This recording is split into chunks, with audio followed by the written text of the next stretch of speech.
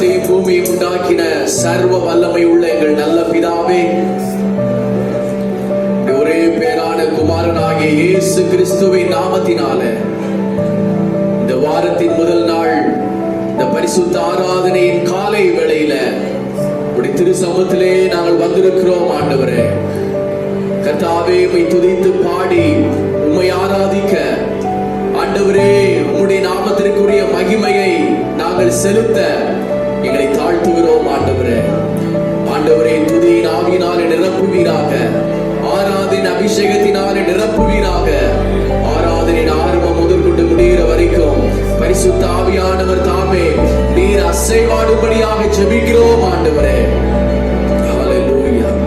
வேலரை வீட்டில் இறங்கின பரிசுத்த ஆவியானுடைய அசைவு ஆண்டவரே எங்களுடைய ஆராதனை நடுவிலேயும் இறங்கி வரும்படியாக உம்மை நோக்கி நாங்கள் ஜெபிக்கிறோம். ஆண்டவரே ஸ்தோத்திரம் ஸ்தோத்திரம். ஆரம்பம் முதற்கொண்டு முடிகிற வரைக்கும் கர்த்தர் தாமே நீர் எங்களோடு கூட இருப்பீராக. இயேசு கிறிஸ்துவின் நாமத்தின் மூலமாக வேண்டிக் கொள்கிறோம் நல்ல பிதாவே, ஆமென். கர்த்தருடைய நாமம் மகிமைப்படுவதாக. இந்த காலை வேளையில் ஒரு சில பாடல்களை பாடி கர்த்தருடைய நாமத்தை நாம் மகிமைப்படுத்துவோம். Praise the Lord. Hallelujah. நான் பாவ சேற்றினிலே வாழ்ந்தேன், நான் சாபத்திலே மாண்டேன், எண்ணில் அடங்கா பாவங்கள் போக்கி இயேசு என்னை மீட்டாரே. இந்த பாடலை பாடுவோம்.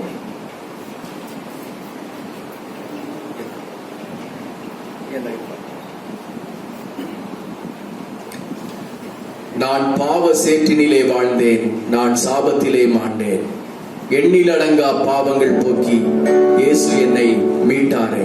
இந்த பாடலை பாடி ஆண்டவர் நம்மை பாவத்திலும் சாபத்திலும் ரோகத்திலும் இருந்து நம்மை மீட்டு இந்த காலை வேளையில் அவரை துதிக்கும்படியாக நமக்கு உதவி செய்தபடினால இந்த பாடலை உற்சாகமாக பாடி கர்த்தருடைய நாமத்தை நாம் மகிமைப்படுத்துவோம்.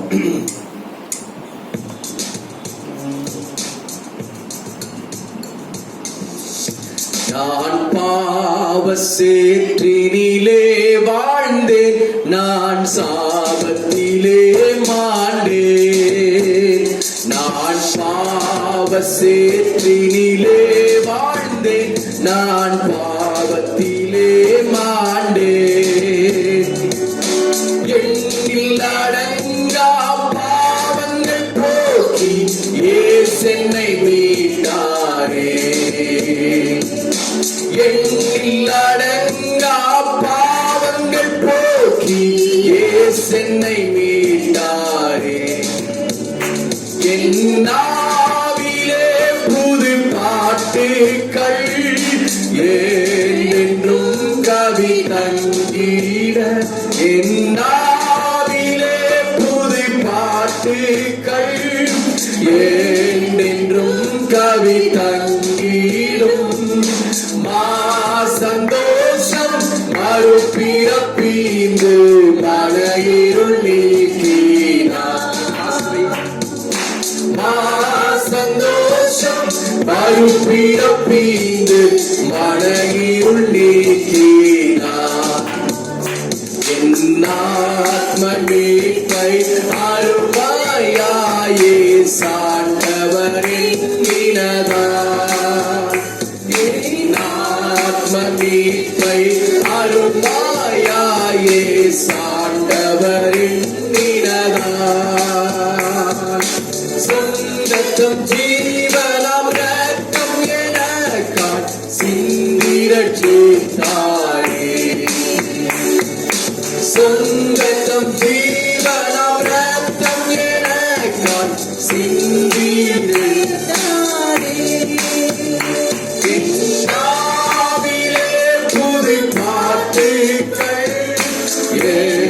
என்றும் கவி தங்கிடும்.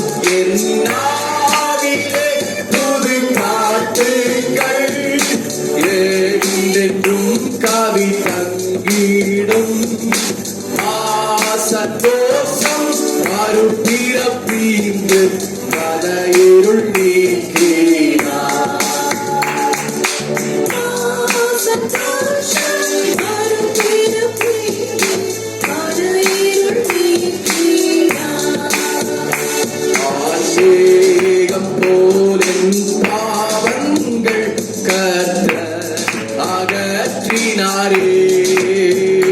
கார்மேகம் போல பாவங்கள்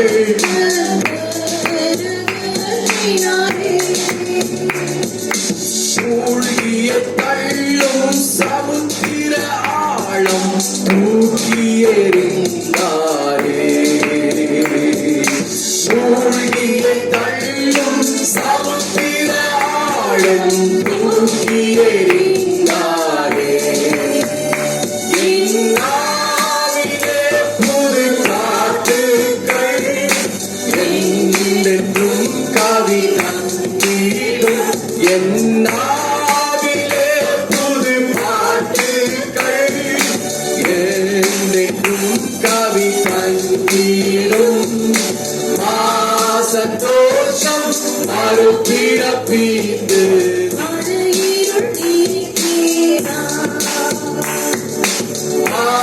சந்தோஷம் மறுபிறப்பீந்து மன இருள் நீக்கினார். என் ஜென்ம கரும பாவங்கள் எல்லாம் தொலைத்தாரே.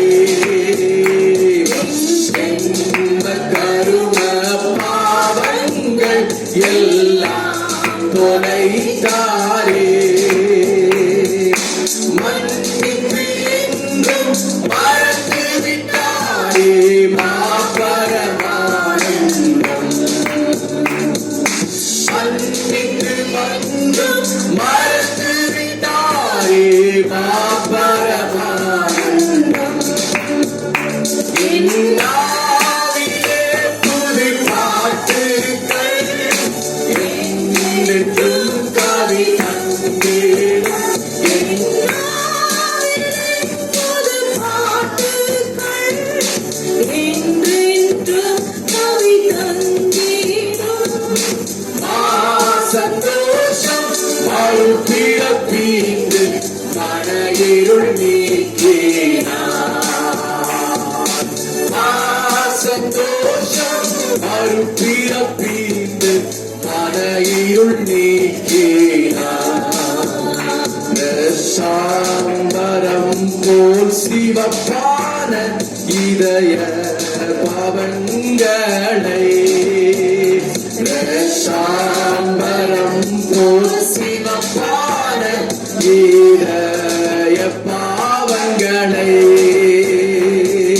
பஞ்சையும் போல பெண்மையும் ஆக்கி தஞ்சம் எனக்கீந்தார். பஞ்சையும் போலவே பெண்மையும் ஆக்கி தஞ்சம் எனக்கீந்தார். இந்நாவிலே புது காற்றுகள் என்றென்றும் கவி தங்கிடும். என்னாவிலே புது காற்றுகள் என்றென்றும் கவி தங்கிடும். சந்தோஷம் மறுபிறப்பீந்து மன இருள் நீக்கினார். சந்தோஷம் மறுபிறப்பீந்து மன இருள் நீக்கினார். இயேசு திசைக்கும் கிழக்குக்கும் மாயை தூரம். இயேசு திசைக்கும் கிழக்குக்கும் மாயை தூரம். எங்கள் பாவங்கள் அத்தனை தூரம் இயேசு விலக்கினார். இந்நாவிலே புது பாட்டுகள் என்றென்றும் கவி தங்கிடும். என்னாவிலே புது பாட்டுகள் என்றென்றும் கவி தங்கிடும். சந்தோஷம் மறுபிறப்பீந்து மன இருள் சந்தோஷம் மறுபிறப்பீந்து மன இருள் நீக்கினார். சீயோன் மலை மீதே ஆனந்த கீதங்களே அங்கேயும் சீயோன் மலை மீதே ஆனந்த கீதங்களே ஆயிரம் ஆயிரம் தூதர்கள் சூழ அன்பரை பாடிடுவே ஆயிரம் ஆயிரம் தூதர்கள் சூழ அன்பரை பாடிடுவே என் நாவிலே புது பாட்டுகள் என்று கவிதாக்கிடும் என் நாவிலே புது பாட்டுகள்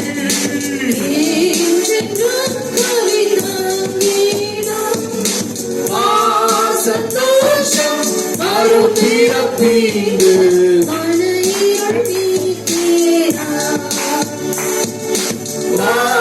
சந்தோஷம் அருப்பிறப்பீடு மனையிருள்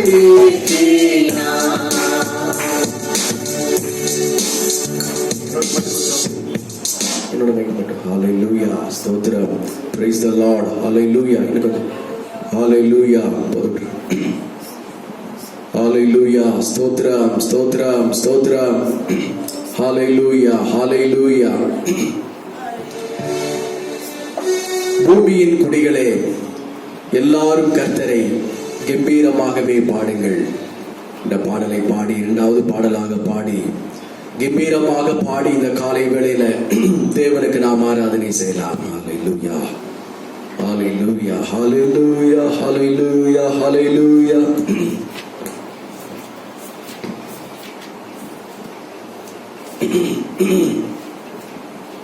ஸ்தோத்திரம்.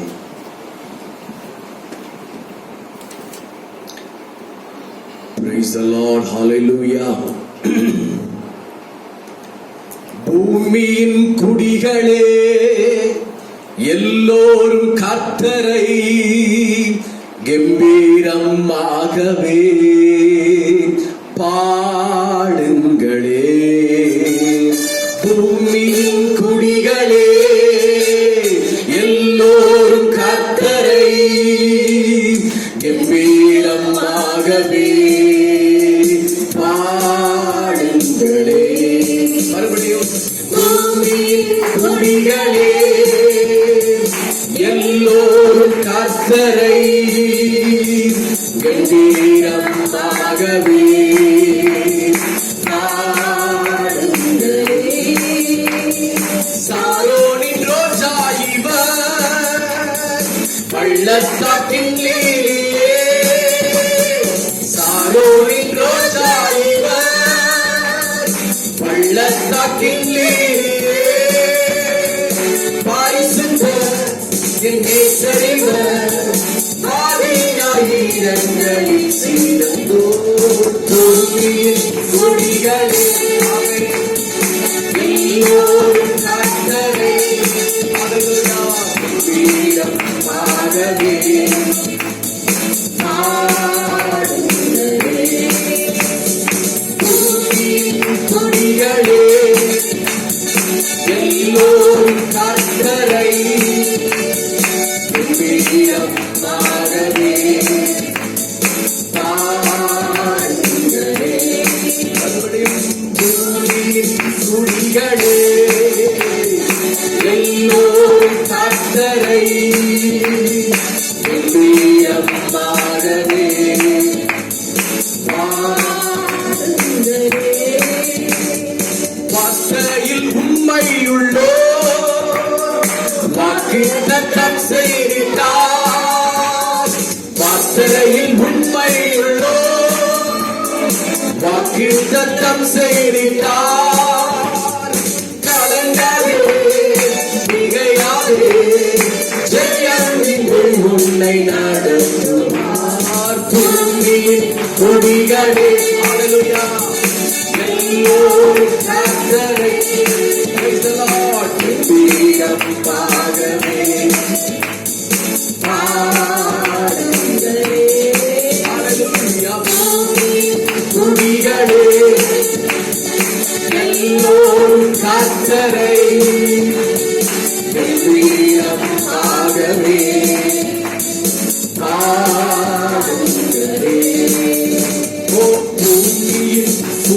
துதிகளே எல்லோரும் கர்த்தரை கம்பீரமாகவே பாடுங்களே.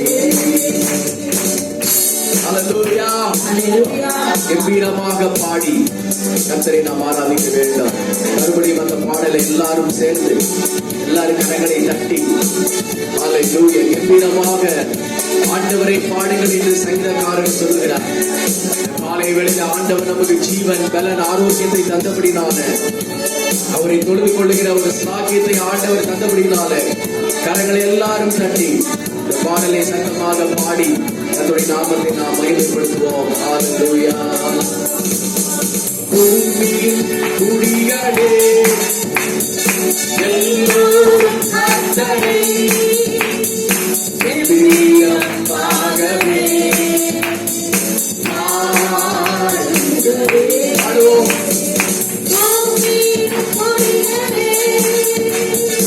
எல்லோரும் கர்த்தரை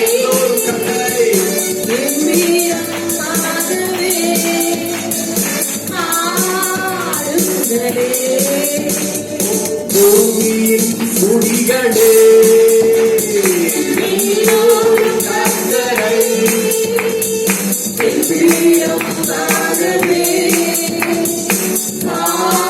பாடுங்களே. சாரோனின் ரோஜாயிவர் பள்ளத்தாக்கின் லீலியே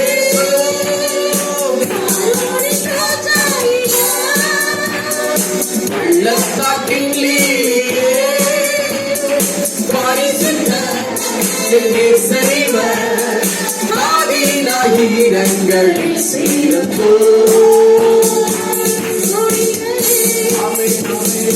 எல்லோரும் கர்த்தரை ஹல்லேலூயா கம்பீரமாகவே பாடுங்களே. ஓ பூமியின் குடிகளே எல்லோரும் கர்த்தரை ஹல்லேலூயா கம்பீரமாகவே பாடுங்களே. வார்த்தையில் உண்மை உள்ளோ வாக்குத்தத்தம் செய்தார். வார்த்தையில் உண்மை உள்ளோ வாக்குத்தத்தம் செய்தார். கலங்காதே திகையாதே ஜெயம் நீங்கு உன்னை நடத்துவார்.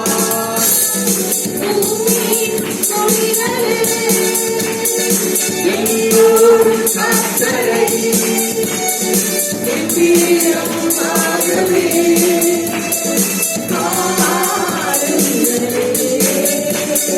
பூமியின் குடிகளே எல்லோரும் கர்த்தரை கம்பீரமாகவே பாடுங்களே. ஓ பூமியின் குடிகளே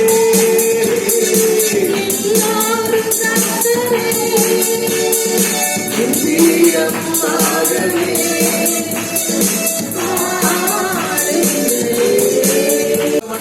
Hallelujah, hallelujah, hallelujah, hallelujah. சாரோனின் Rojave பள்ளத்தாக்கின் லீலியே 10,000களில் சிறந்தவரே ஹalleluya. உமக்கு நன்றி செலுத்துகிறோம் ஆண்டவரே.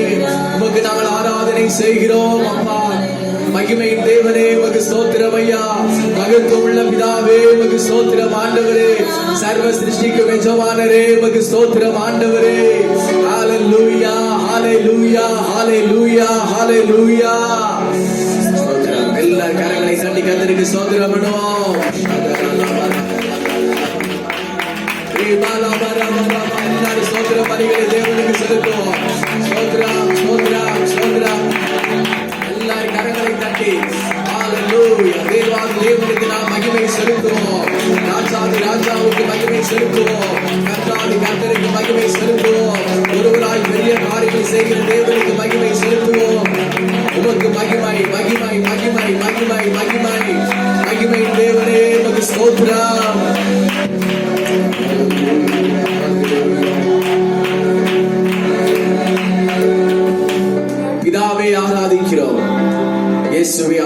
நேசிக்கிறோம், ஆவியானவரே அன்பு செய்கிறோம் என்ற பாடலை பாடி நம்ம எல்லாரும் கர்த்தருக்கு ஆராதனை செய்யலாமா? ஹல்லேலூயா. பிதாவே ஆராதிக்கின்றோம், இயேசுவே ஆர்ப்பரிக்கின்றோம், ஆவியானவரே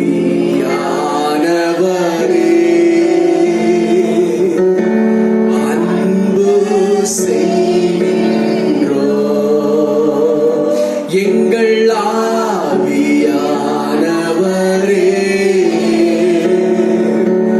அன்பு செய்கின்றோம். எல்லாரையும் நினைப்போம். ஹல்லேலூயா. எல்லாரையும் வீட்டு கரைகளை உயர்த்தி ஆராதிக்கின்றோம், இயேசுவே ஆர்ப்பரிக்கின்றோம், ஆவியானவரே அன்பு செய்கின்றோம், எங்கள் ஆவியானவரே அன்பு. நம்முடைய பிதாவானவர் பரலோகத்தில் இருக்கிறார், தமது சித்தமான எல்லாவற்றையும் அங்கே செய்கிறார். இந்த பூமியில் இருந்த அப்பா பிதாவே என்று கூப்பிடப்படுகிற புத்திர சுவிகாரத்தின் ஆவியை தேவன் நமக்கு தந்திருக்கிறார். அப்பா என்று அழைப்போம், பிதாவே என்று அழைப்போம், உம்மை ஆராதிக்கிறோம் ஆண்டவரே என்று சொல்லுவோம். நம்முடைய ஆராதனை அவர் ஏற்றுக்கொள்வார். நாம் ஆராதிக்கிற இந்த வேளையில தேவன் மகிமைப்படுவார். கருவில் என்னை சுமந்ததப்பா அம்மாவே சொல்லணும், தோளில் என்னை சுமந்ததப்பா அப்பான்னு சொல்லணும், கருவில் என்னை சுமந்ததப்பா அம்மான்னு சொல்லணும், உங்க தோளில் என்னை சுமந்தத பார்த்தா அம்மான்னு சொல்லணும், என்னை கொஞ்சுவதும் கெஞ்சுவதும் பார்த்தா அம்மான்னு சொல்லணும், என்ன ஆற்றுவதும் தேற்றுவதும் பார்த்தா அம்மான்னு சொல்லணும். ஆண்டவரே, praise the Lord. நீரே எங்கள் தேவனப்பா சொல்லணும், என்ன ஆற்றுவதும் தேற்றுவதும் பார்த்தா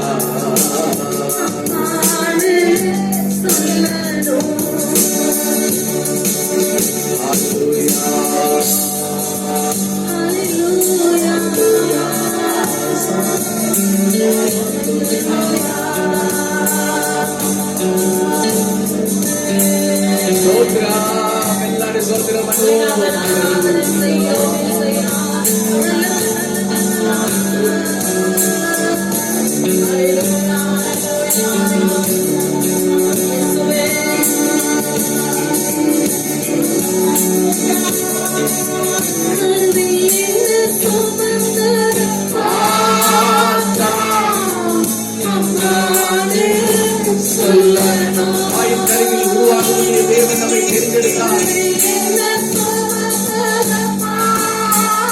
நம்மை சுமக்கின்ற தேவன்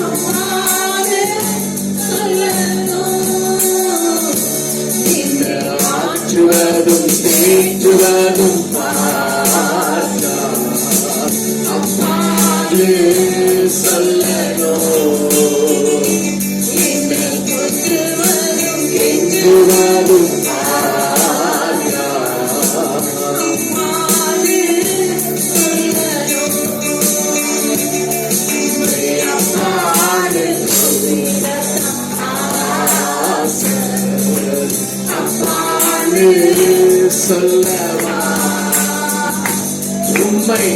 அப்பான்னு கூப்பிடதான் ஆசை. அப்பான்னு சொல்லவா உம்மை அப்பான்னு கூப்பிடதான் ஆசை. அப்பான்னு சொல்லவா உம்மை அப்பான்னு கூப்பிடதான் ஆசை.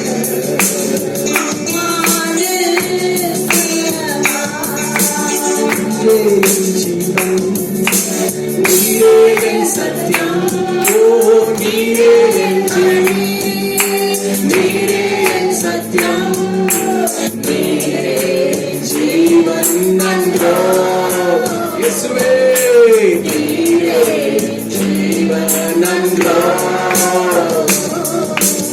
அப்பா நான் உம்மை பார்க்கிறேன், நான் உம்மை துதிக்கிறேன்.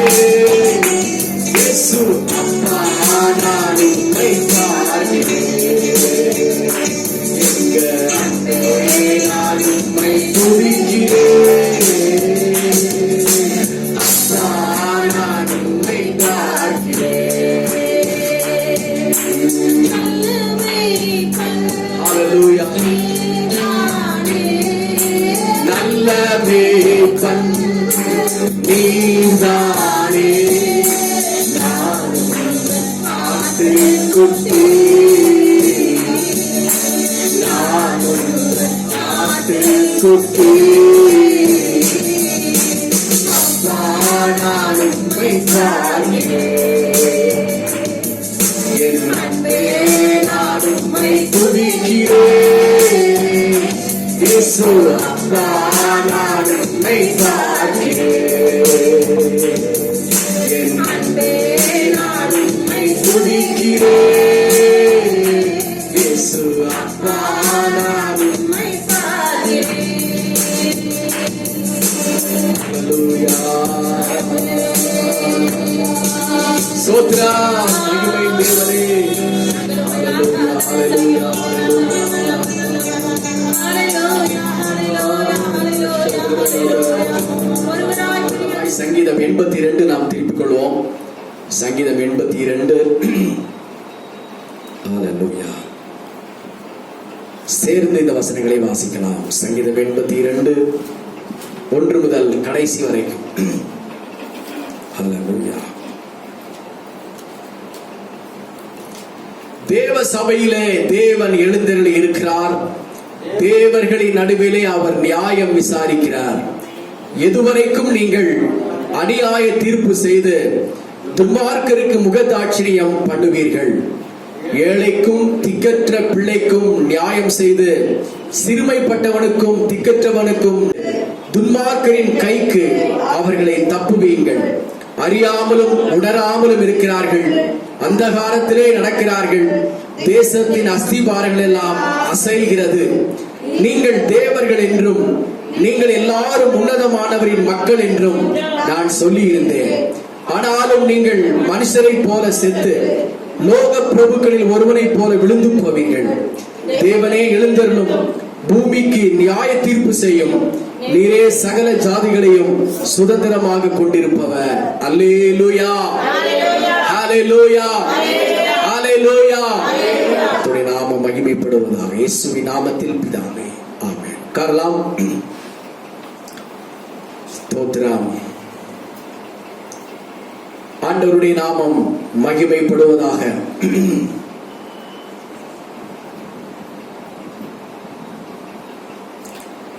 ஒன்றாம் வசனத்தை வாசிக்கிற பொழுது, தேவ சபையிலே தேவன் எழுந்தருளி இருக்கிறார், தேவர்களின் நடுவிலே அவர் நியாயம் விசாரிக்கிறார். ஆசாப் என்கின்ற இசை தலைவர் இப்படியாக இந்த சங்கீதத்தை எழுதுகிறார். தேவனுடைய சபையில தேவன் எழுந்தருளி இருக்கிறார். தேவர்களின் நடுவிலே அவர் நியாயம் விசாரிக்கிறார். ஹல்லேலூயா. அங்கே தேவன் சபையில எழுந்தருளி இருக்கிறார் என்பதற்கு அடையாளம் சபையில அவர் கிரியை செய்கிறார் என்பது தான் அர்த்தம். இப்போ சபையிலே தேவன் கிரியை செய்ய வேண்டும். நம்முடைய வீடுகளிலே தேவன் கிரியை செய்ய வேண்டும். உங்களுடைய உள்ளத்திலே இல்லங்களிலே ஆண்டவர் கிரியை செய்தருள வேண்டும். ஹல்லேலூயா. தேவன் எழுந்தருள வேண்டும்.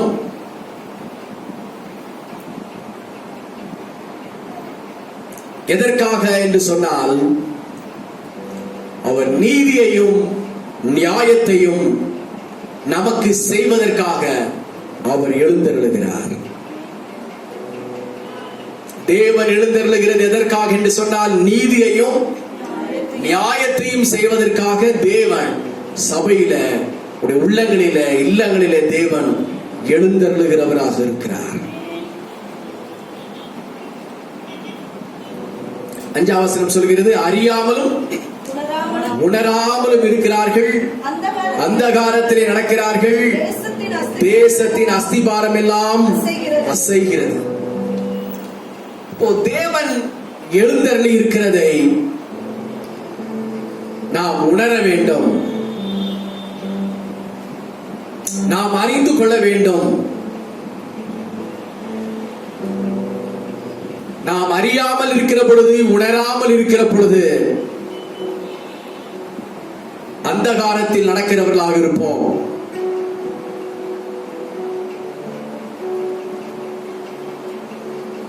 தேவன் எழுந்தருள வேண்டுமே ஆனால்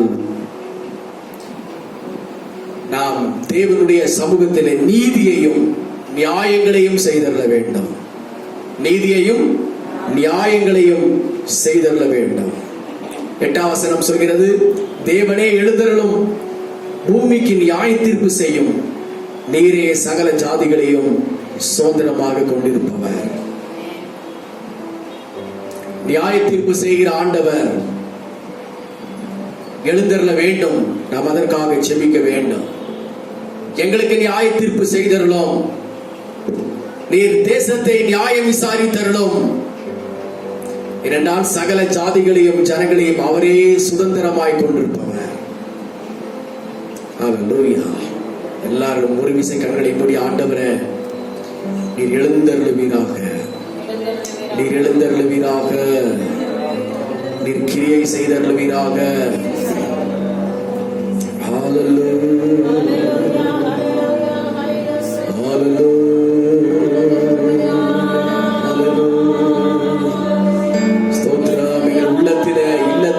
சபையில, ஊழியர்களில, விசுவாச மக்களுடைய வாழ்க்கையில தேவன் எழுந்தருளி கிரியைகளை நடப்பிப்பீராக. அப்படியே செய்யப்படுறதை உங்களுக்காக ஸ்தோத்திரம். இயேசுவின் நாமத்தில் வேண்டிக் கொள்கிறோம் நல்ல பிதாவே. கர்த்தர் நம்மை ஆசீர்வதிப்பாராக. கூடவே இரும் ஓ இயேசுவே, நீர் இல்லாமல் நான் வாழ முடியாது. என் பக்கத்திலே இரும் ஓ இயேசுவே, நீர் இல்லாமல் நான் வாழ முடியாதே. என் கூடவே இரும் ஓ இயேசுவே, நீர் இல்லாமல் நான் வாழ முடியாது. என் பக்கத்திலே இரும் ஓ இயேசுவே, நீர் இல்லாமல் நான் வாழ முடியாது.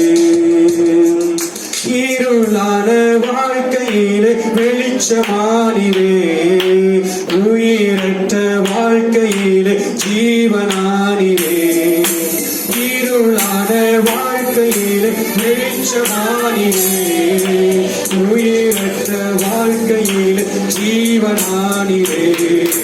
வெளிச்சம் நீரே, என் ஜீவன் நீரே, எனக்கெல்லாமே நீங்க தானப்பா. வெளிச்சம் நீரே, என் ஜீவனும் நீரே, எனக்கெல்லாமே நீங்கதானப்பா.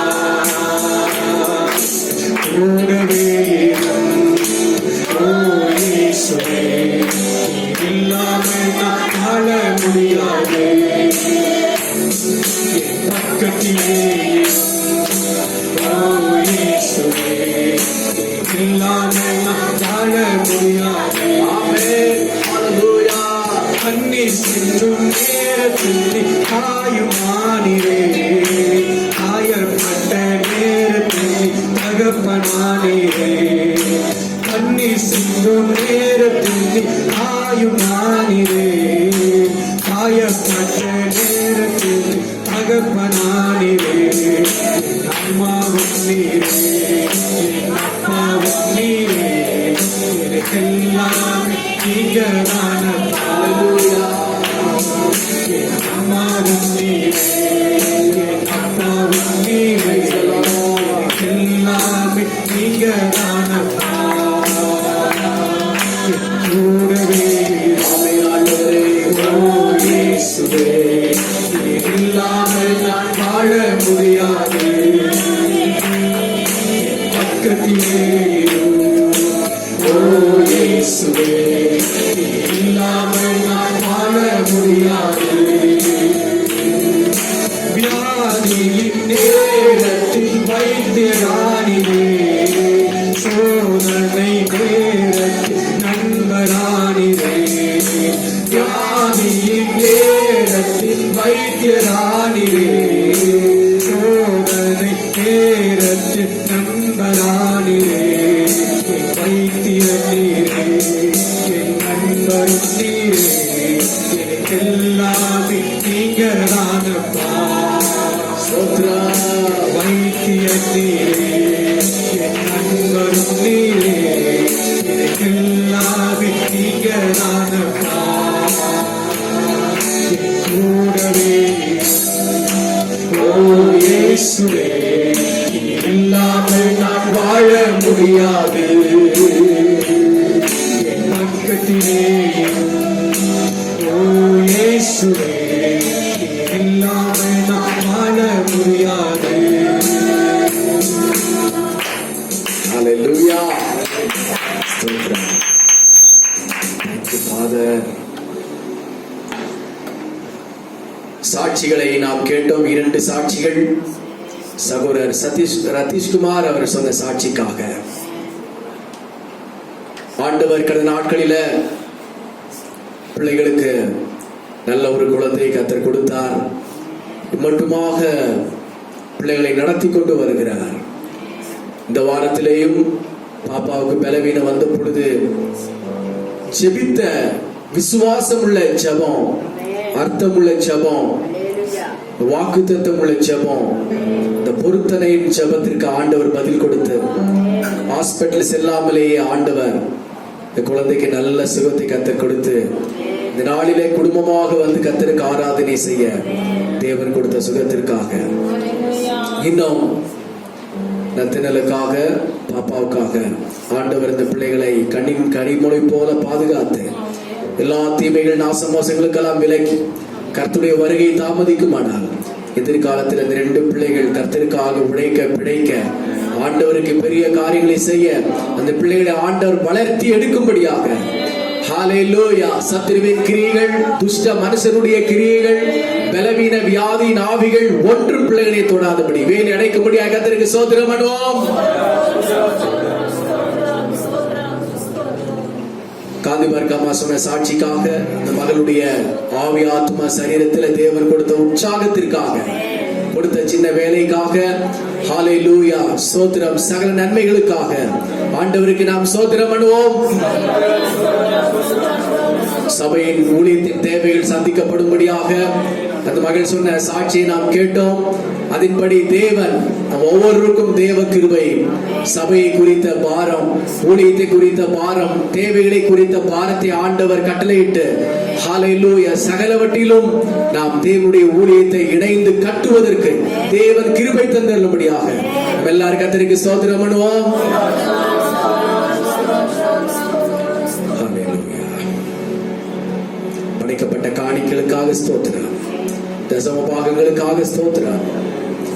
நாளில எல்லாரும் தேவைகளோடு கூட இருக்கிறார்கள், பண குறைச்சல்களோடு கூட இருக்கிறார்கள். ஆண்டவரே, அநேகருடைய வருமானம் பாதியாக குறைந்திருக்கிறது, ஆனால் தேவை அதிகமாக இருக்கிறது. காந்தி பர்கமா சொன்ன மாதிரி அவங்களுக்கே கரண்ட் பில் 2000 ரூபாய், ஆனா வருமானம் கம்மி. அதே போலதான் ஒவ்வொரு நாட்களிலே இந்த ஒவ்வொரு பிள்ளைகளுக்கும் தேவைகள் அதிகம், வருமானங்கள் கம்மி. ஆனால் இந்த நாட்களிலும் சபைக்கு வருகிற விசுவாச மக்களை ஆண்டவர் போஷிக்க வேண்டும், நடத்த வேண்டும், கொடுத்துவிக்க வேண்டும், எல்லா தேவைகளை சந்திக்க வேண்டும், நல்ல வருமானங்கள் தர வேண்டும், கடன் பாரங்கள் அடைய வேண்டும், கட்டுகள் உடைய வேண்டும், முகங்கள் முறிய வேண்டும், தேவைகள் சந்திக்கப்பட வேண்டும், நல்ல வேலை வாய்ப்புகள் கிடைக்க வேண்டும், தேவனுடைய ஆசீர்வாதங்கள் பிள்ளைகளுக்கு கிடைக்க வேண்டும். எல்லாரும் கரைகளை உயர்த்துவார். சபையார் ஊக்கத்தோடு ஜெபம் பண்ணினார்கள். அந்த ஜெபத்தின் மூலமாக இந்த இடம் அசைந்தது. எல்லாரும் கர்த்தருக்கு ஸ்தோத்திரம் பண்ணி, ஆண்டவரே ஹalleluya ஹalleluya, சுகம், ஆரோக்கியம், ஆயுசு நாட்களை பெருக பண்ணுகிறவர், அதோடு கூட தேவைகளை சந்திக்கிறவர். அப்பா, தேவைகளை சந்திப்பீராக. விசுவாச மக்களுடைய தேவைகளை சந்திப்பீராக. அவருடைய கடன்கள் எல்லாம் மாறட்டும் ஆண்டவரே, பலவீனங்கள் எல்லாம் மாறட்டும், சோர்வுகள் எல்லாம் மாறட்டும், தேவைகள் சந்திக்கப்படட்டும். கர்த்தர் கேட்டு கொடுத்த ஒவ்வொரு பிள்ளைகளுடைய வாழ்க்கையிலும் இரட்டிப்பான ஆசீர்வாதத்தை கட்டளையிடுவீராக. அன்பு ரட்சகர் இயேசு கிறிஸ்துவின் நாமத்தின் மூலமாக வேண்டிக் கொள்கிறோம் ஜீவனுள்ள நல்ல பிதாவே, ஆமென். காரணம் கர்த்தருடைய நாமம் மகிமைப்படுவதாக. Praise the Lord. கர்த்தருக்கு ஸ்தோத்திரம். ஹalleluya. சவுண்ட் குறைஞ்சிருக்கு. ஹalleluya ஹalleluya.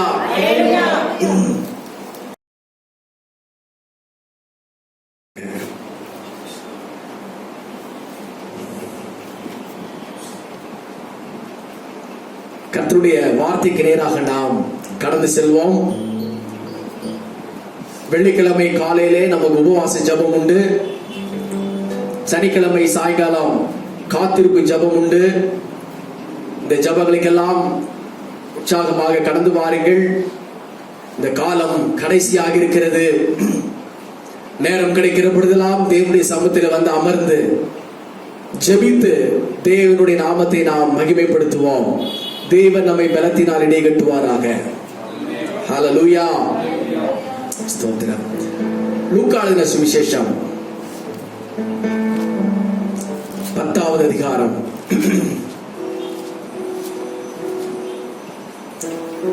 34வது வசனத்தை ஒருவர் வாசிக்கலாம். கிட்ட வந்து அவனுடைய காயங்களில் எண்ணெயும் திராட்சரசமும் வார்த்து காயங்களை கட்டி அவனை தன் சுய வாகனத்தின் மேல் ஏற்றி சத்திரத்துக்கு கொண்டு போய் அவனை பராமரித்தான். கண்களை மூடுவோம். ஆண்டவர் இந்த வார்த்தைகள் மூலம் நம்மோடு கூட பேசும்படி எல்லாரும் பரலோகத்தின் தேவனாய் கர்த்தருக்கு ஒரு சில வினாடிகள் ஸ்தோத்திரங்களை எடுப்போம். ஹalleluya.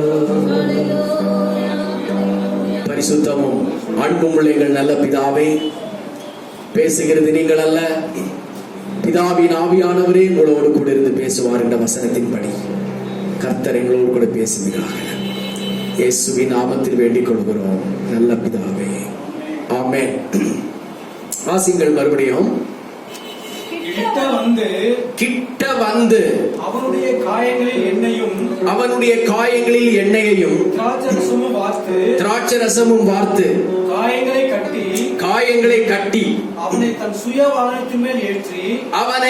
சுய வாகனத்தில் ஏற்றி சத்திரத்திற்கு கொண்டு போய் அவனை பராமரித்தான்.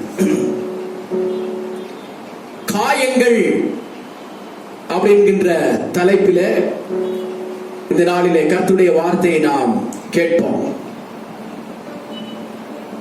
காயங்கள் அப்படிங்கிறத யாருமே விரும்புறது கிடையாது.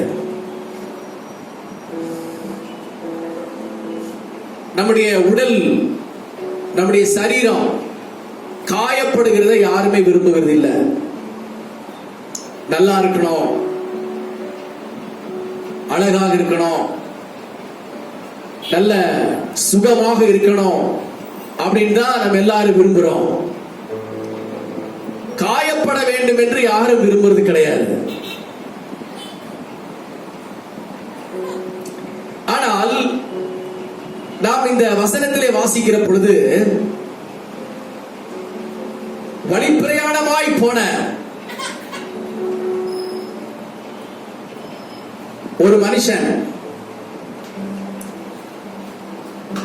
அவன் எருசலேமில் இருந்து எரிகோவுக்கு போகிற பாதையில கள்ளர்கள் அவனை வழி மறித்து அவனை பிடித்து அவனை அடித்து அவனை காயப்படுத்தினார்கள். ஒரு கள்ளன் என்று சொல்லப்படல, கள்ளர்கள், கள்ளர் அப்படின்னு சொல்லப்பட்டிருக்கிறது. நிறைய கள்ளர்கள், எத்தனை பேர் இருந்தாங்கன்னு தெரியல.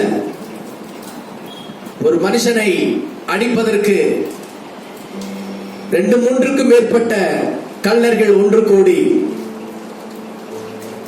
அந்த அப்பாவியான அந்த வழிபோக்கனை பிடித்து அடித்து ரத்தம் வருகிற அளவுக்கு அவனை காயப்படுத்தி அவனை அடித்து உயிர் ஊசலாடுகிற வரைக்கும் அவனை அடித்து உதைத்து வழியோரத்தில் அவனை வீசி எறிந்து விட்டு போனார்கள். அவனுடைய உடல் எல்லாம் காயம், அவனுடைய தலை முதற்கொண்டு கால் வரைக்கும் காயம். அவனுடைய நிலைமை எப்படி இருந்திருக்கும்? ஒரு சின்ன காயம் பட்டாலே நம்ம திருப்பி திருப்பி பார்க்கிறோம், காயமாயிருச்சே திருப்பி திருப்பி பார்க்கிறோம். ஒரு பெரிய காயம், உயிர் போகிற அளவுக்கு அடிக்கப்பட்ட காயம். அவருடைய அந்த நிலை எப்படிப்பட்ட நிலையாக இருந்திருக்கும்? யாருமே உதவி இல்லை, யாருமே விசாரிப்பதற்கும் ஆட்கள் இல்லை. காயப்படுத்தப்பட்ட நிலைமையில அந்த மனுஷன் வழியோரமாய் ரோட்டோரமாய் கிடக்கிறார்.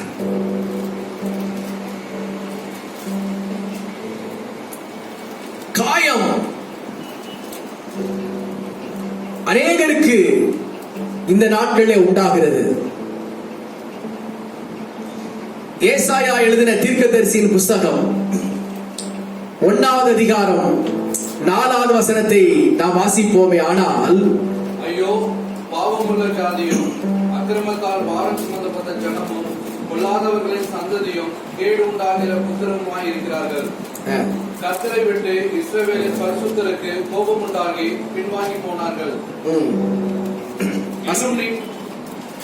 இன்னும் நீங்கள் ஏன் அடிக்கப்பட வேண்டும்? அதிகமாய் விலகி போகிறீர்களே. தலையெல்லாம் வியாதியும் இருதயம் எல்லாம் பலட்சியமுமாய் இருக்கிறது. உங்களால் தொடங்கி உள்ளங்கால் தொடங்கி உச்சந்தலை மட்டும் அதிலே சுகமே இல்லை. அது காயமும் வீக்கமும் தொதிக்கிற ரணமும் உள்ளது. அது பிதிக்கப்படாமலும் கட்டப்படாமலும் எண்ணெயினால் ஆற்றப்படாமலும் இருக்கிறது. ஏசாயா தீர்க்கதரிசியின் மூலமாக ஒரு காயம் இங்க சொல்லப்பட்டிருக்கிறது. இங்க இஸ்ரவேல் ஜனங்களுக்கு காயம் உண்டானது. எந்த ஜனம்? இஸ்ரவேல் ஜனத்திற்கு காயம். தேவனால் முன்குறிக்கப்பட்ட, தேவனால் தெரிந்து கொள்ளப்பட்ட அந்த சந்ததிக்கு காயம் உண்டாயிருக்கிறது. அது ஆண்டவர் சொல்றாரு. எப்பேற்பட்ட காயம் அப்படின்னு கேட்டா 5வது வசனத்தை வாசிங்க. இன்னும் நீங்கள் ஏன் அடிக்கப்பட வேண்டும்? அதிகமாய் விலகி போகிறீர்களே. இன்னும் நீங்கள் ஏன் அடிக்கப்பட வேண்டும்? அதிகமாய் விலகி போகிறீர்களே. தலையெல்லாம் பாருங்க, அவர்களுக்கு என்ன காயம்? தலையெல்லாம் காயம். பாருங்க, தலையெல்லாம் காயம். ஒரு முக்கியமான உறுப்பு என்னது? தலை. அந்த தலையே காயம்.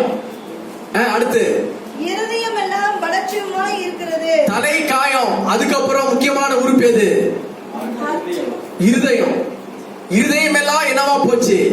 அலட்சியமாய் பலட்சியப்பட்டு போச்சு. பலட்சியம் என்ன அர்த்தம்? பலம் இழந்து போச்சு. தலையெல்லாம் காயம். அடுத்து என்னது? இருதயம் எல்லாம் பலட்சியம் ஆயிடுச்சு. அடுத்து எப்படிப்பட்ட காயம்? உள்ளங்கால் தொடங்கி உச்சந்தலை மட்டும் அதிலே சுகமே. பாருங்க, அடுத்து என்ன காயம்? உள்ளங்கால் உள்ளங்கால் தொடங்கி. உள்ளங்கால் எங்க இருக்குன்னு தெரியுமில்ல உங்களுக்கு? அடிப்பாதம். உள்ளங்கால் தொடங்கி உச்சந்தலை உச்சந்தலை. உச்சந்தலை எங்க இருக்கு எல்லாருக்கும்? உச்சந்தலை கை வச்சு காட்டுங்க. இதான் உச்சந்தலை. உள்ளங்கால் தொடங்கி உச்சந்தலை வரைக்கும் இஸ்ரவேல் ஜனத்திற்கு என்னது? காயம். சுகமே இல்லை. பயங்கரமான காயமாக இருக்கின்றது. அடுத்து அந்த காயம் என்னவா போச்சு? அது காயமும் வீக்கமும். காயம் மட்டுமல்ல, அது எப்படிப்பட்டதாக இருக்கிறது? வீக்கமும். வீங்கி இருக்கிறது. காயப்பட்டு காயப்பட்டு வீங்கி போச்சு. அடுத்து நொதிக்கிற ரணமும் உள்ளது. அப்போ நொதிக்கிற ரணம். நொதிக்கிறது என்ன அர்த்தம்? அந்த காயம் வீங்கி வீங்கி அப்படியே வந்து அது அப்படியே பழுத்த, அதாவது பழம் போல அது அப்படி நொதிக்கிற ரணமாக மாறி போச்சு. அடுத்து அது சீல் பிதுக்கப்படாமலும். அதுக்குள்ள என்ன வந்து விட்டது? அதிகமான புண்ணானபடினாலே அந்த காயத்தில் என்ன உண்டு வந்து விட்டது? சீல் உண்டாகி விட்டது. சீல் பிதுக்கப்படாமலும். இப்பேற்பட்ட ஒரு காயம் தான் இஸ்ரவேல் ஜனங்களுக்கு உண்டாயிருந்தது. ஹல்லேலூயா. இது என்ன? இது எப்பேற்பட்ட காயம்? என்ன காயம் என்று ஆண்டவர் சொல்றாருன்னா, இது வந்து சரீரத்திலே உண்டான காயம் அல்ல, இது ஆவியிலே உண்டான காயம், இது ஆத்துமாவிலே உண்டான காயம். அவருடைய ஆவிக்குரிய வாழ்க்கை, இஸ்ரவேல் ஜனங்களுடைய ஆவிக்குரிய அந்த ஜீவியம், தேவனோடு உள்ள ஜீவியம், உள்ளங்கால் தொடங்கி உச்சந்தலை வரைக்கும், தலை முதற்கொண்டு இருதயம் சகலமும் எல்லாமே பலவீனப்பட்டு போன இஸ்ரவேல் ஜனங்களாக அவர்கள் காணப்பட்டார்கள். ஏன் அப்படின்னு சொன்னால், வேதம் சொல்கின்றது 4ஆம் வசனம், ஐயோ ஐயோ பாவமுள்ள ஜாதியும். அவர்கள் எப்படிப்பட்டவர்களாக மாறி போனார்கள்? ஏன் அந்த காயம் அவர்களுக்கு வந்ததுன்னு சொன்னா, அவர்கள் பாவம் உள்ள ஒரு ஜாதிகளாக இருந்தார்கள்.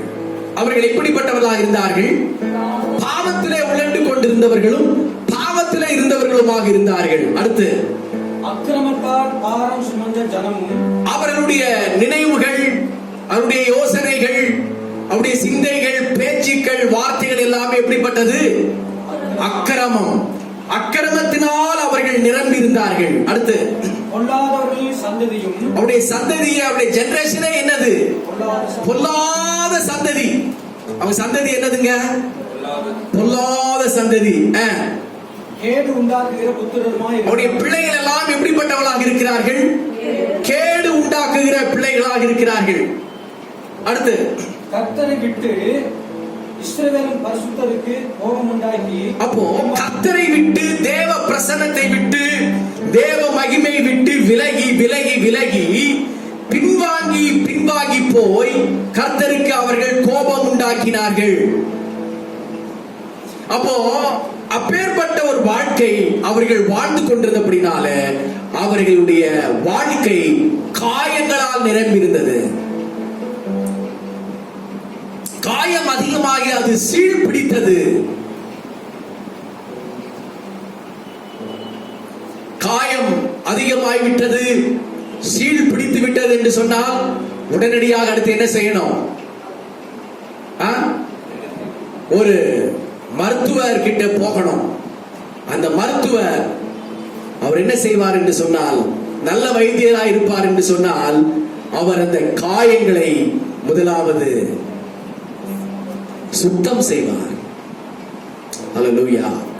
சுத்தம் செய்கின்ற பொழுது அந்த காயத்தில் இருக்கின்ற சீல்கள் எல்லாம் பிதுக்கப்படும். ஏன்னா அந்த காயத்திற்கு மெயினான ஒரு பாய்சன் காரியமே, அந்த முத்தி போனதற்கு காரணமே அந்த சீல். அந்த சீல் பிதுக்கப்படாமல், சீல் அந்த காயத்திலிருந்து வெளியே எடுக்கப்படாமல், எவ்வளவுதான் அதற்கு மருந்து வைத்தாலும் வைத்தியம் பார்த்தாலும் அது சுகமே ஆகாது. ஆகவே தான் வேதம் அங்கே அருமையாக சொல்கிறது. எரேமியாவின் புஸ்தகம் 6வது அதிகாரம் 14 வசனத்தை வாசிக்கிற பொழுது இஸ்ரவேல் மருத்துவர்களை குறித்து, இஸ்ரவேலின் ஊழியர்களை குறித்து வேதம் இப்படியாய் சொல்கின்றது. எரேமியா 6:14. சமாதானம் இல்லாதிருந்தும், பாருங்க, சமாதானம் இல்லாதிருந்தும் சமாதானம் சமாதானம் என்று சொல்லி, சமாதானம் சமாதானம் என்று சொல்லி என் ஜனத்தின் காயங்களை என் ஜனத்தின் காயங்களை மேற்பூச்சாய் குணமாக்குகிறார்கள். மேற்பூச்சாய் குணமாக்குகிறார்கள். பாருங்கள், அங்கே இஸ்ரவேல் ஜனங்களிடத்திருந்த வைத்தியர்கள், அங்கிருந்த மருத்துவர்கள் காயப்பட்ட ஜனங்களுக்கு ஆழமான சிகிச்சை கொடுக்காமல், அவர்களை உண்மையாய் பராமரிக்காமல், அவருடைய காயங்களை பிதுக்கி சீல் எடுக்காமல் மேலாக மருத்துவம் பார்த்தார்கள். அந்த காயத்திற்கு மேல் மருந்து வைத்து கட்டி அனுப்பினார்கள். மேற்பூச்சாய் பூசினார்கள். அப்புறம் எப்படி காயம் சரியாகும்? அங்கிருக்கிற ஊழியர்கள் அந்த ஜனங்களுடைய சீலை பிதுக்காமல், அவருடைய பாவங்களை வெளியே சொல்லாமல், அவருடைய தவறுகளை சுட்டி காண்பிக்காமல், அவருடைய அக்கிரமங்களை சுட்டி காண்பிக்காமல், மேற்பூச்சாய் அவர்களுக்கு சமாதானத்தை சொன்னபடினால, மேற்பூச்சாய் அவர்களை நடத்தினபடினால அவர்களுடைய காயம் சீல் பிடித்து அவருடைய வாழ்க்கையை அழித்து போகிற அளவுக்கு அது உண்டானது. ஹல்லேலூயா. அப்போ காயம் ஆற வேண்டுமே ஆனால் உண்மையான ஒரு மருத்துவர் அந்த காயத்தை ஒரு குறடு வைத்தோ இல்லனா ஒரு ஊசி வைத்தோ அதை கிழித்து, ஒரு சிசர் வைத்து கிழித்து அந்த சீலெல்லாம் வெளியே எடுத்து அதற்கப்புறம் அதற்கு மேல மருந்து வைப்பார், ஊசி போடுவார், அது சீக்கிரமாக சரியாகிவிடும். அல்லேலூயா சொல்லுவோம். இன்றைக்கு நம்முடைய ஆவிக்குரிய வாழ்க்கை, உங்களுடைய ஆவிக்குரிய வாழ்க்கை மேற்பூச்சாக இருக்கிறதா? மேற்பூச்சான ஜெபம், மேற்பூச்சான வேத வாசிப்பு, அபிஷேகம் இல்லாத ஜெபம், அந்நிய பாஷை இல்லாத ஆராதனை, பரிசுத்தம் இல்லாத ஜீவியம், உண்மை இல்லாத ஜீவியம், இப்பேற்பட்ட ஒரு மேற்பூச்சான ஒரு வாழ்க்கை நாம் வாழ்ந்து கொண்டிருப்போமானால் நாம் தேவனிடத்திலிருந்து, அவருடைய சமூகத்திலிருந்து ஆரோக்கியத்தையும் தேவனுடைய கிருபையும் நாம் பெற்றுக்கொள்ள முடியாது. ஹல்லேலூயா. தேவனுடைய பிள்ளைகளே, அங்க வேதம் சொல்கின்றது 6ஆம் வசனத்தின் கடைசி பாகம், அது சீல் பிதுக்கப்படாமலும் கட்டப்படாமலும் எண்ணெயினால் ஆற்றப்படாமலும் இருக்கிறது என்று ஆண்டவர் சொன்னார். ஹல்லேலூயா. தேவனுடைய பிள்ளைகளே, மேற்பூச்சான ஜீவியத்திற்கு ஒரு முற்றுப்புள்ளி வைப்போம். எங்கே உடைய ஆவிக்குரிய வாழ்க்கையில சீல் பிடித்திருக்கிறது, எங்கே புண் ஆற்றப்படாமல் இருக்கிறது, எங்கே காயங்கள் ஆற்றப்படாமல் இருக்கிறது என்று பார்த்து ஒரு விசை கண்களை மூடி ஆண்டவரை பார்த்து சோதனை பண்ணுவோம். ஆண்டவரே, என் காயங்கள், சீல் பிதுக்கப்படாமல் இருக்கிற காயங்கள் இன்றைக்கு சீல் பிதுக்கப்படட்டும் ஆண்டவரே. ஹல்லேலூயா, ஹல்லேலூயா, ஹல்லேலூயா, ஹல்லேலூயா. கர்த்தருக்கு ஸ்தோத்திரம், கர்த்தருக்கு ஸ்தோத்திரம். கவனிங்கள், தேவனுடைய சமூகத்திற்கு உண்மையாய் நாம் வருகிற பொழுது அவர் நம்முடைய காயங்களை கட்டுகிறார். ஆமென். நீங்கள் யோபுவின் புஸ்தகம் 5:18 நீங்கள் வாசிக்கிற பொழுது வாசித்து பாருங்கள். யோபு 5:18. அவர் காயப்படுத்தி காயம் கட்டுகிறார், அவர் காயப்படுத்தி காயம் கட்டுகிறார், அவர் அடிக்கிறார், அவர் அடிக்கிறார், கை ஆற்றுகிறது, அவருடைய கை ஆற்றுகிறது. அப்போ யோபு பக்தன் மூலமாக அங்க அந்த வசனம் அங்க சொல்லப்பட்டிருக்கிறது. நம்முடைய ஆண்டவர் என்ன செய்கிறாராம்? காயம் படுத்துகிறார். அல்லேலூயா. அப்போ காயப்படுத்துகிறார் ஆண்டவர். எப்படி அவர் காயப்படுத்துகிறாரா? காயப்படுத்துகிறவரும் அவரே, கட்டுகிறவரும் அவரே அப்படின்னு சொல்லி வேதத்துல வாசிக்கிறோம் இல்லையா? அவர் எதிரே நம்மை காயப்படுத்துகிறார். நம்மை ஆண்டவர் யாரை காயப்படுத்துகிறார் என்று சொன்னால், யாருக்கெல்லாம் சீல் அதிகமாக இருக்கிறதோ அவரை ஆண்டவர் காயப்படுத்துகிறார். எதற்காக என்று சொன்னால், அந்த சீல் எடுப்பதற்கு காயப்பட்டே ஆக வேண்டும். காயப்படுத்திதான் அந்த சீல் வெளியே எடுக்க முடியும். காயப்படுத்திதான் அந்த விஷத்தை வெளியே எடுக்க முடியும்.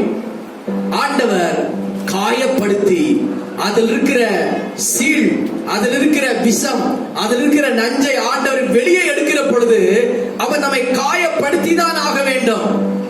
அப்ப அந்த காயத்தை ஆண்டவர் நமக்கு உண்டாக்குற பொழுது நமக்கு வலி இருக்கத்தான் செய்யும், நமக்கு வேதனை இருக்கத்தான் செய்யும், அந்த வேளை நமக்கு கண்ணீர் வரத்தான் செய்யும். ஐயோ, என் காயங்களை அதை சேதப்படுத்துகிற பொழுது, அந்த காயங்களை கிழிக்கிற பொழுது, அந்த காயங்களை துளைக்கின்ற பொழுது நமக்கு வலி வேதனை வரத்தான் செய்யும். உண்மையான மருத்துவர் அதை செய்வார், தவறான மருத்துவர் அதை செய்ய மாட்டார். நீங்களும் நானும் ஆராதிக்கிற ஆண்டவர் காயப்படுத்துகிறவர். ஹல்லேலூயா சொல்லுவோம். சும்மா இருக்கிற மனுஷனை அவரை காயப்படுத்துகிறது கிடையாது. காயம் எதற்காக அவர் படுத்துகிறார்? நாம் நம்முடைய சீல் அகற்றப்பட வேண்டும், நம்முடைய விஷம் அகற்றப்பட வேண்டும், நம்முடைய காயம் சரியாக்கப்பட வேண்டும், நம்முடைய வாழ்வு சீராக்கப்பட வேண்டும். அதற்காகத்தான் அவர் காயப்படுத்துகிறார். ஹல்லேலூயா, ஹல்லேலூயா, ஹல்லேலூயா. அவர் காயப்படுத்தின பிற்பாடு அவரே என்ன செய்கிறாராம்? காயங்களை கட்டி அவர் காயங்களை ஆற்றுகிறார். வேதம் சொல்கின்றது, அதே யோபு பக்தன் சொல்றார், அவர் அடிக்கிறார், அவருடைய கரம் நம்ம என்ன செய்கிறது? ஆற்றுகிறது. ஹல்லேலூயா சொல்லுவோம். தேவனுடைய பிள்ளைகளே, உங்களுடைய ஆவிக்குரிய வாழ்க்கையிலும் உங்களுடைய தனிப்பட்ட வாழ்க்கையிலும் ஒருவேளை நீங்கள் காயப்பட்டிருக்கலாம், ஆண்டவரே காயப்படுத்தியிருக்கலாம், தேவன் உங்களை அடிக்கலாம், அடித்திருக்கலாம். அதெல்லாம் உங்களை அழிப்பதற்காக அல்ல, உங்களை விழத்தள்ளுவதற்காக அல்ல, உங்களை எடுப்பித்து நிறுத்துவதற்காகத்தான். ஹல்லேலூயா சொல்லுவோம். நீங்கள் நல்லா யோசிக்கணும். ஆண்டவரே, என்னுடைய உச்சந்தலை முதற்கொண்டு உள்ளம் கால் வரைக்கும் ஆவிக்குரிய காயங்கள் விலகுவதாக, சுகம் உண்டாவதாக, ஆவிக்குரிய பலன் உண்டாவதாக. ஆமென். இரண்டாவது, நம்முடைய உச்சந்தலை முதற்கொண்டு உள்ளம் கால் வரைக்கும் சரீர சுகம் உண்டாக வேண்டும். எத்தனை பேர் ஹல்லேலூயா சொல்லுகிறோம்? ஹல்லேலூயா.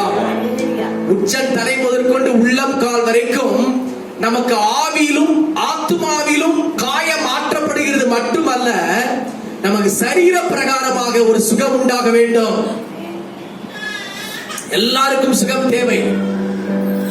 ஹல்லேலூயா, ஹல்லேலூயா. தலை, இருதயம், நம்முடைய உறுப்புகள், வேதம் சொல்கின்றது, ஏசாயா சொல்றாரு, தலை முதற்கொண்டு இருதயம் எல்லாம் பலட்சியப்பட்டு போனது. ஆனால் நம்முடைய வாழ்க்கை இன்றைக்கு அப்படிப்பட்டதாக இருக்கக்கூடாது. தேவன் நம்மை பலத்தினால் இடைகட்ட வேண்டும், நம்மை சுகத்தினால் இடைகட்ட வேண்டும். நம்முடைய தலை முதற்கொண்டு உள்ளம் கால் வரைக்கும் தேவனுடைய ஆற்றும் கை, தேவனுடைய அரவணைக்கும் கை நமக்கு சுகத்தை தர வேண்டும். கண்களை மூடுவோம். ஆண்டவரை பார்த்து, தேவனே, என்னை சுகத்தினால் நிரப்பும் ஆண்டவரே. ஹல்லேலூயா, ஹல்லேலூயா, ஹல்லேலூயா சொல்லுவோம். காயப்படுத்தி கட்டுப்போடும் கர்த்தரே, காயப்படுத்தி கட்டுப்போடும் கர்த்தரே, அடித்தாலும் அணைக்கின்ற அன்பரே, உமக்கே ஆராதனை, உயிருள்ள நாளெல்லாம். ஐயா,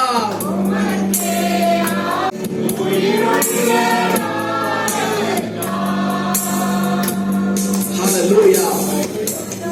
இந்த 5 நிமிடம் இருக்கிறது. 5 நிமிடத்துல செய்தியை நான் சுருக்கமாக நான் முடிக்க போகிறேன். ஆமென். 1 இஸ்ரவேல் ஜனங்களுக்கு உண்டான காயம். 2வது நீதிமொழிகள் 23:29. சீக்கிரமா வாசிங்க. நீதிமொழிகள் 23:29.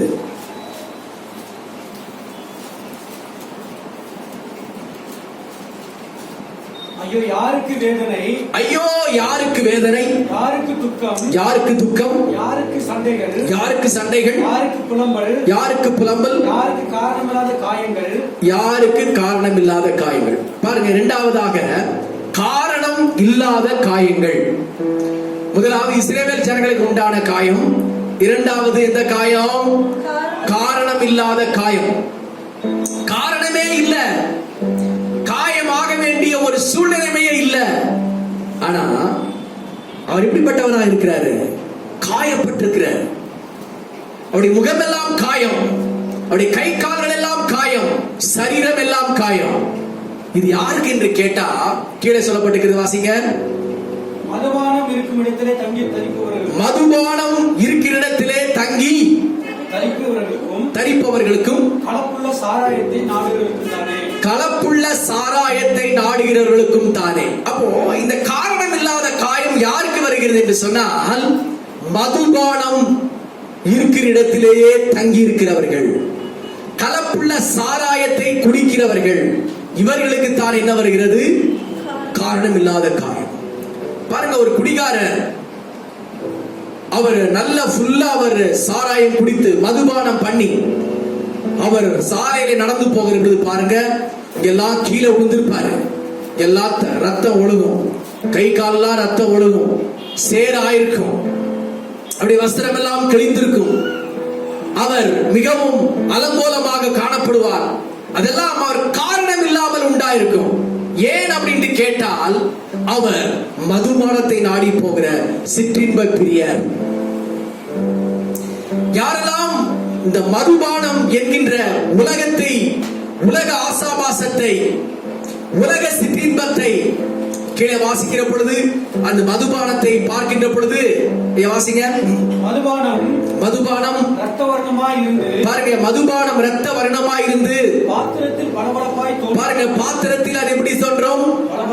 பளபளப்பாய் தோன்றும். அப்போ இந்த உலகம், மாமிசம், இந்த உலகத்தின் இச்சை, இவைகள் ஒரு மனுஷனை காயப்படுத்துகிறது. அது பாருங்க, அந்த மதுபானம் பாத்திரத்தில் இருக்கிற பொழுது மதுபான பிரியர்களுக்கு அது எப்படி தோன்றுகிறதா? பளபளப்பாய் தோன்றி. அதுக்கு மேல என்ன சொல்லப்பட்டிருக்கிறது? நீ அதை பாராதே. பாருங்க, அதுக்கு மேலங்கயா பளபளப்பாய் தோன்றி. அதுக்கு மேல ரத்த வர்ணமாய் இருந்து, அது எப்படிப்பட்டதா இருக்குது? ஃபர்ஸ்ட் பாருங்க, அது ரத்த வருணமாய் இருக்கிறது. அது பார்க்கிற பொழுது அவ்வளவு ஒரு பார்வையிலே அது மனுஷனை தீட்டுப்படுத்துகிறது. அது பளபளப்பாய் தோன்றுகிறது. அது இச்சையை உண்டாக்குகிறது. மனுஷனை மாம்சீக மயக்கத்திலே கொண்டு போய் சேர்க்கிறது. ஆகையினாலதான் அவனுக்கு காயம் உண்டாகிறது. ஆகையினாலதான் அவன் அதற்கு அடிமைப்படுகிறான். இங்க வேதம் சொல்கின்றது, 2வது யாருக்கு காயம் அப்படின்னு கேட்டால், மதுபானத்தை நாடுகிறவர்களுக்கு, கலப்புள்ள சாராயத்தை நாடுகிறவர்களுக்கு. பழமொழி சொல்லுவாங்க, குடிகாரன் பேச்சு விடிஞ்சால் போச்சு. அப்போ குடிகாரன் சொல்லுகிறத நாம நம்பவே முடியாது. இல்லைங்க, இனிமே கொண்டு நான் குடிக்கவே மாட்டேன், நான் தீர்மானம் எடுத்துக்கிறேன் அப்படின்னு சொல்லுவாங்க. அடுத்த நொடி பொழுதுலயே அவங்க அந்த பிரமாணத்தை மாத்திடுவாங்க. அவங்களை திருத்துறது ரொம்ப ரொம்ப கஷ்டம். ஆனால் வேதம் சொல்கின்றது, அதற்கு அடிமையாக கூடாது. அப்படி அடிமையாகப்பட்டவர்களுக்காக நாம் ஜெபிக்க வேண்டும். அப்படி அடிமையானவர்களுடைய விடுதலைக்காக நாம் ஜெபிக்க வேண்டும். உங்களுடைய நண்பர்கள், உறவினர்கள், குடும்பஸ்தர்கள் இப்பேற்பட்ட காரணமில்லாத காயங்களை சிக்கியிருப்பார்களானால், அந்த ஆவிகளை கட்டி நாம் ஜெபம் பண்ணுகிற பொழுது தேவன் அவர்களை விடுதலை செய்வார். ஹல்லேலூயா, ஹல்லேலூயா. அப்போ மதுபானம் எதற்கு ஒப்பனையாய் சொல்லப்பட்டிருக்கிறது? உலக ஆசாபாசம், உலகத்தின் இச்சை, உலகத்தின் பாவம், உலகத்தில் இருக்கின்ற இந்த உலகத்தின் வேஷம், இந்த உலகத்தின் மாயை, இவைகளை நாம் பளபளப்பாய் தோன்றுகிற அவைகளை நாம் கண்ணோக்கி பார்க்கிறோம். பார்க்கிற பொழுது நாம் அதில் சிக்கி அடிபட்டு போகிறோம், அதில் மிதிப்பட்டு போகிறோம், அதில் நாம் காயப்படுத்தப்படுகிறோம். தேவ பிள்ளைகளை நாம் ரொம்ப ஜாக்கிரதையாக இருக்க வேண்டும். விசுவாச மக்களாகி நாம் ஜாக்கிரதையாக இருக்க வேண்டும். உலகம் என்கின்ற மதுபானத்திற்கு நாம் அடிமைப்படக்கூடாது. உலகத்தின் இச்சை என்கிற மதுபானத்துக்கு நாம் அடிமைப்படக்கூடாது. ஹல்லேலூயா, ஹல்லேலூயா, ஹல்லேலூயா. இரண்டு காயங்கள் வருகிற வாரத்திலே நாம் பார்க்க போகிறோம். ஆமென். இரண்டு காயங்களை குறித்து வருகிற வாரம் நாம் சீக்கிரமாக நாம் தியானித்து இந்த செய்தியை நாம் முடிக்க போகிறோம். அப்படி இருந்த இடங்களில் நீங்கள் எல்லாரிலும் இல்லைங்கள். ஹல்லேலூயா, எல்லாரிலுமே நிற்போம். ஹல்லேலூயா, ஹல்லேலூயா, ஹல்லேலூயா. ஒரு சில வினாடிகள் எல்லாரும் கர்த்தருக்கு ஸ்தோத்திரம் பண்ணுவோம்.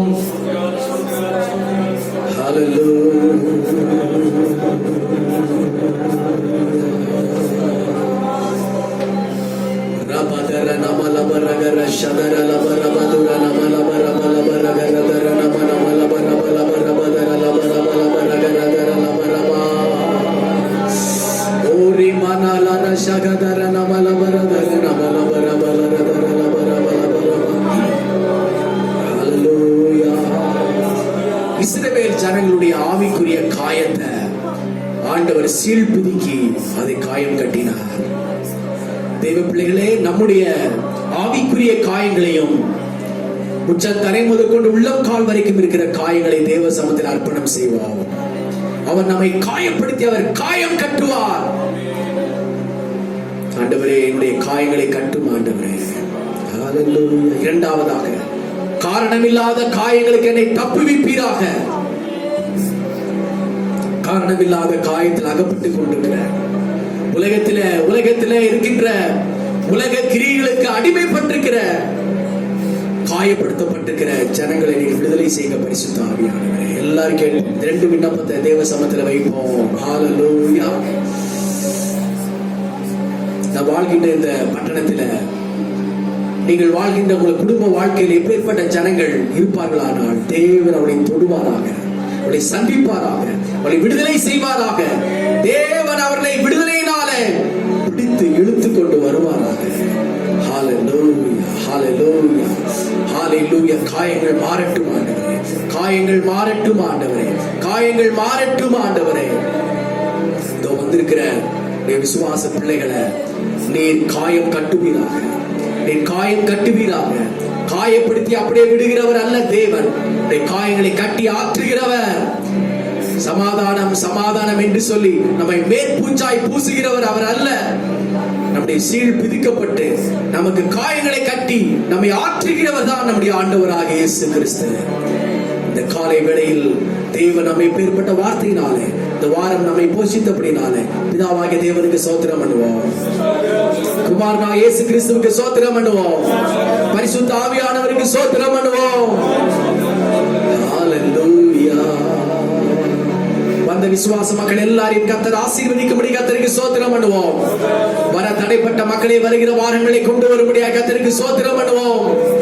புதிய ஆத்துமாக்கள் ரட்சிக்கப்படும்படியாக கர்த்தருக்கு ஸ்தோத்திரம் பண்ணுவோம். இந்த கொடிய கொரோனா வைரஸ் என்கிற வியாதி தேசங்களை விட்டு வெளியேறும்படியாக, அதன் கிரியைகள் அழிக்கப்படும்படியாக நம்ம எல்லாரும் கர்த்தருக்கு ஸ்தோத்திரம் பண்ணுவோம். விசுவாச மக்கள், வாலிபர்கள், வயோதிபர்கள், பெரியவர்கள், சின்ன குழந்தைகள், சிறுவர்கள் ஒவ்வொருவரையும் தேவன் தம்முடைய அன்பின் கரத்தினாலே பாதுகாத்துக் கொள்ளும்படி கர்த்தருக்கு ஸ்தோத்திரம் பண்ணுவோம். இந்த வாரம் நடக்கிற ஊழியங்களுக்காக கர்த்தருக்கு ஸ்தோத்திரம் பண்ணுவோம். கிருபையாய் நேசிக்கிற அன்பின் பிதாவே, இந்த காலை வேளைக்காக நன்றியோடு துதிக்கிறோம். நேரம் தேவ சமூகத்தில் காத்திருந்து ஜெபிக்க, ஆராதிக்க, வேத வார்த்தையை கேட்க நீர் எங்களுக்கு உதவி செய்தபடினால் உமக்கு ஸ்தோத்திரம். அந்த மக்களை கர்த்தர் ஆசீர்வதிப்பீராக. பிள்ளைகளுடைய காயங்களை நீ கட்டுவீராக ஆண்டவரே. எந்த நிலைமையிலும் பிள்ளைகள் ஆவிக்குரிய காயத்துல அவர்கள் சீழ் பிதுக்கப்படாமல் இருக்கக்கூடாது. அந்த உள் காயங்கள் வெளியேறட்டும் இயேசுவின் நாமத்தினாலே. மறைவான பாவங்கள் வெளியேறட்டும். மறைவான அசுத்தங்கள் பிதிக்கப்படட்டும். இரண்டாவது, உலகம் மாயை அசுத்தம் என்கின்ற காரணமில்லாத காயங்கள்ல பிள்ளைகள் சிக்கிக்கொள்ளக்கூடாது. பாதுகாத்துக் கொள்ளும். துதி கன மகிமை எல்லாம் உமக்கே செலுத்துகிறோம். அன்பு ரட்சகர் இயேசுவின் நாமத்தில் வேண்டிக் கொள்கிறோம் நல்ல பிதாவே. ஆமென். என் ஆத்துமாவே கர்த்தரை ஸ்தோத்திரி. முழு உள்ளமே பரிசுத்த நாமத்தை ஸ்தோத்திரி. என் ஆத்துமாவே கர்த்தரை ஸ்தோத்திரி. கர்த்தர் செய்த சகல உபகாரங்களையும் மறவாதே. ஆமென். நம்முடைய கர்த்தராகிய இயேசு கிறிஸ்துவின் கிருபையும் பிதாவாகிய தேவனுடைய அன்பும் பரிசுத்த ஆவியானவருடைய அன்பும் ஐக்கியமும் சிநேகமும் இன்றும் என்றும் கர்த்தருடைய வருகை வரை மாறாமல் இருப்பதாக. ஹல்லேலூயா, ஹல்லேலூயா, ஹல்லேலூயா. கர்த்தர் நம்ம எல்லாரையும் ஆசீர்வதித்து உங்களுடைய காயங்கள் எல்லாம் ஆண்டவர் கட்டி உங்களை ஆரோக்கியப்படுத்துவாராக. கர்த்தருடைய நாமம் மகிமைப்படட்டும். Praise the Lord. கர்த்தருக்கு ஸ்தோத்திரம்.